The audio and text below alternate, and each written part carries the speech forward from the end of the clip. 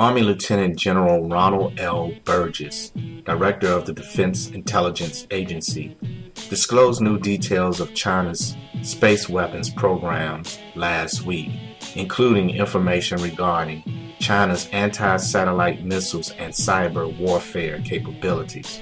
Burgess stated in little-noticed written testimony prepared for an appearance before the Senate Armed Services Committee that Beijing is developing missiles, electronic jammers, and lasers for use against satellites.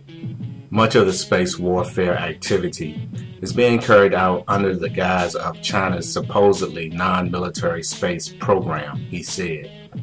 The space program, including ostensible civil projects, supports China's growing ability to deny or degrade the space assets of potential adversaries and conventional military capability, Burgess said. China operates satellites for communications, navigation, Earth resources, weather, and intelligence surveillance and reconnaissance, in addition to manned space and space exploration missions, he said. China's successfully tested a direct accent anti-satellite weapon, or ASAT, missile and is developing jammers and directed energy weapons for ASAT missions, he said.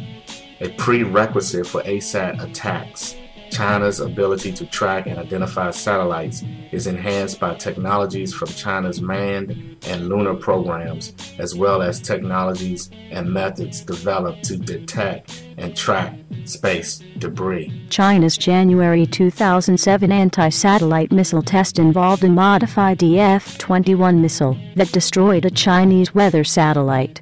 The blast created a debris field in space of some 10,000 pieces of space junk that could damage both manned and unmanned spacecraft. For the U.S. military, the successful 2007 ASAT test represents a new strategic capability for China.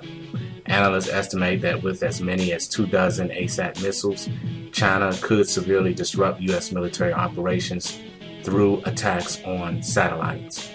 Burgess said China rarely admits that its space program has direct military uses and refers to nearly all satellite launches as scientific or civil.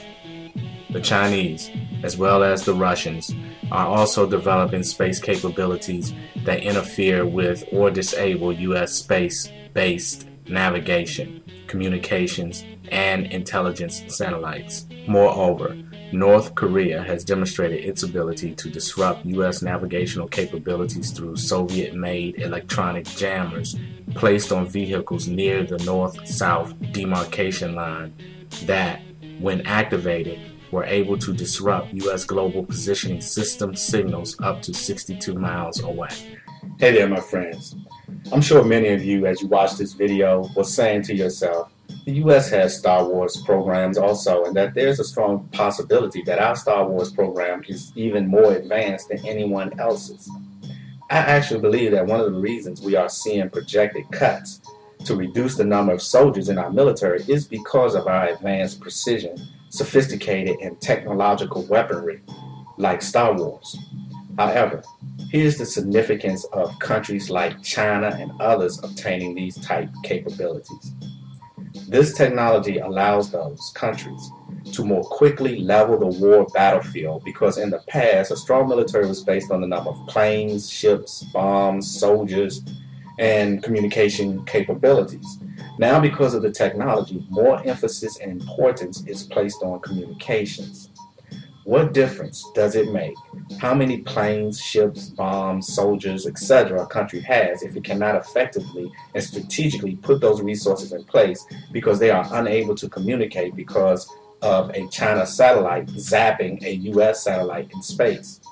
I hope that some folks out there that express a lack of concern for countries like China and others who do not appear to have our military might get a new perspective and respect for these countries after watching this video and understanding how significantly the war playing field has changed. Thanks for watching. Peace and love. Thanks for watching Kingdom Knowledge News.